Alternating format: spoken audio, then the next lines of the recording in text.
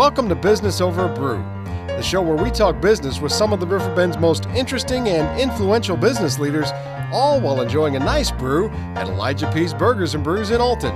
In this episode, we'll talk to State Farm Insurance agent Chris Erwin. Chris will tell us about his days in the Texas Rangers organization in minor league baseball and his decision to open a State Farm office right here in his hometown. So let's get to it. It's the Business Over a Brew podcast from Elijah P's. Chris Erwin, State Farm, welcome to Business Over Brew. Thanks for joining us. Thanks for having me. I appreciate it. We've known each other a while. We go back, we hit rockets off in high school. So, tell us a little bit about your career and how you got started with State Farm. Sure. And what led you to get into that particular business. It's a long story, but I'll keep it short. All right. Well, I originally started out and I was a college baseball coach. And I lived in Texas for a while. I'm originally from Riverbend, grew up here, as you know, right. And we've known each other for a long time. And I went to Texas to coach in college, and fast forward and got back to this area here in St. Louis, and really cut my teeth in the sales side in the steel industry. So I was working my way up to regional director of sales and marketing for a steel company here in St. Louis. And had a real big passion for wanting to own my own business and wanting to get back to the Riverbend. I was living here, but working in St. Louis, and the commute was crazy, and you're spending a couple hours of your day on the road, and I was the guy that was first in the office, last to leave. And then with that big commute, I did that for about 7-8 years, and it was good to me. I really cut my teeth on it, got to meet a lot of really great people, but really had a yearning desire to own my own business in some way, shape, or form, give back to the Riverbend, and a place that was so good to me. And the opportunity came up. Actually, I was recruited away by State Farm from the company I was with, and it was a fun courtship. It asked a lot of questions, tried to learn as much as I could about the opportunity. I really didn't know what the opportunity entailed. So really, it was about 1.5 years. We were discussing and talking about it, and I've been with State Farm now for 3 years. So it's been fantastic. It seems like so many athletes, and I've told a lot of people that I've hired that have worked for me, I said, if you were an athlete and you're a competitive person, there's really no better job you can have than either being in sales or running your own business, because it kind of satisfies that competitive fire in you. It really does. That was the one thing that I miss so much about athletics. Whether it was coaching or playing, is that competitiveness, that instant either gratification or letdown with a win or a victory. And you get that in the sales part. And I've learned that my biggest passion now is taking care of customers and making sure that people are taken care of, and they felt like I'm in their corner and that I'm here to help them in the time of need. And that was the biggest thing for me with State Farm in particular, especially specifically State Farm, is the company, the culture, what it stood for, and it really lined up with what I'm all about. And so I felt like it was a really good partnership for what I wanted to do with the next step in my career and what State Farm was offering. So, and I know part of that culture for you, and I'm sure for State Farm as well, has been giving back. We're really proud to partner with you on the Chris Erwin State Farm Scholar Athlete of the Week. Right. We're going to give a scholarship at the end of the year, and Yeah. that's going to be really exciting. And it's been a good way, I think, for both of us to give back and recognize some scholar athletes that are really working hard. And I think, when we talked about it too, it was also about recognizing the parents that sacrifice so much as well. Yeah, without a doubt. That's this has been, you and I have talked about this for a long time, and really it's a perfect partnership between our companies, and a perfect partnership because of the relationship you and I have as well. But that's something that I really always wanted to do, that and be a part of giving back. And we have some really great families and really great kids and athletes and student athletes here that are doing really great things after they leave the Riverbend, and a lot of them are coming back and doing great things in the Riverbend afterwards. And it's part of just saying, hey, thanks for what you do, thanks for representing the Riverbend in the right way, and if there's something we can do, and in this case both of us can do, to help that transition out to the next step of their lives into college, I'm all for it. I want to be a part of it. Well, you're being humble.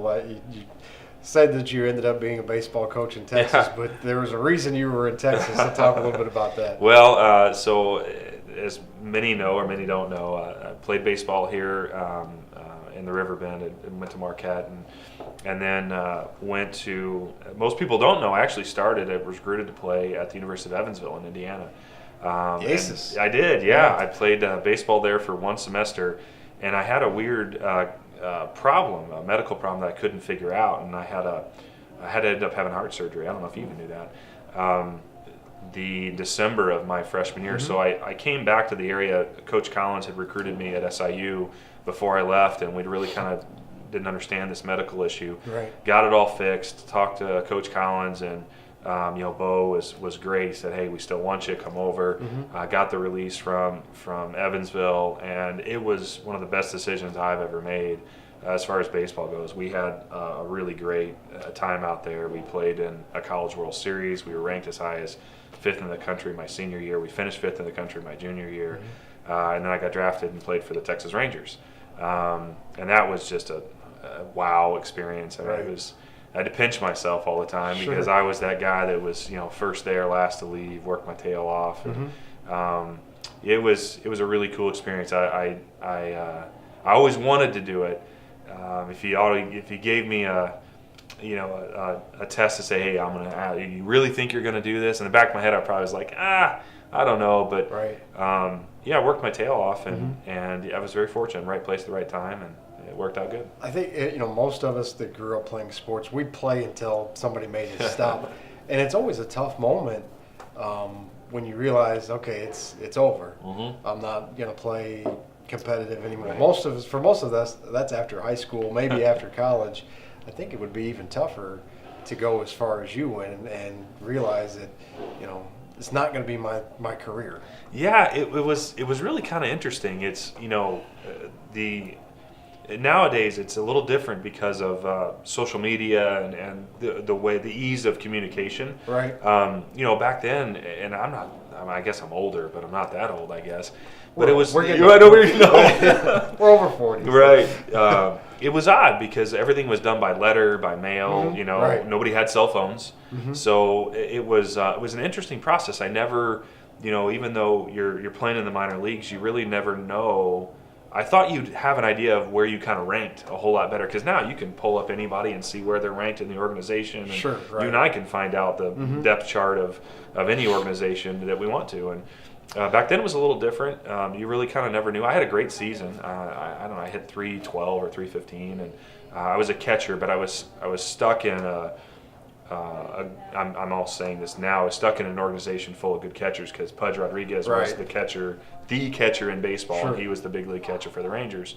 So there wasn't much movement in that organization at the time at the catching spot.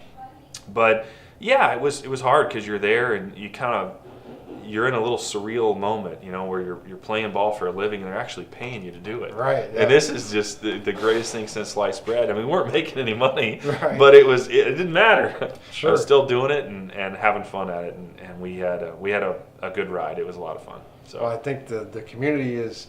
Not that we didn't want to see you make the major leagues, but it's good that you've come back to the community and opened a State Farm agent office and continue to give back to the community. We certainly appreciate that. Yeah. Appreciate you doing business and being partners with us as well. So. Yeah, it's been a lot of fun. I'm really glad to be back and really glad to do the Chris Erwin State Farm, Big Z Scholar Athlete Award. That's been a ton of fun, and it's been a lot of fun to be a part of the community again. If you could give one piece of advice to somebody starting a business or getting started in sales, what would that be? I think it's just make sure you're prepared. That's the one thing that I always said. People have asked me the question, what would you change about being a State Farm agent? And the answer to that question has always been, I wish I would have done it 10 years ago. Because like you said, I'm 40, and it would have been great to do it at 30. But the life lessons I've learned along the way and the amount of time that I spent in preparing myself for this, I think separates me as an agent.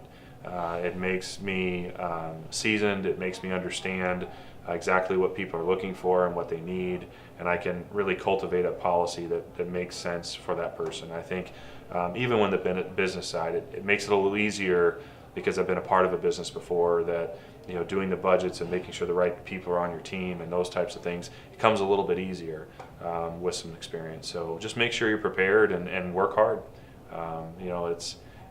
It's a fun ride. You just got to hang on. Well, Chris, thanks for joining us. Thank you, sir. I appreciate it. Appreciate it. Thank you.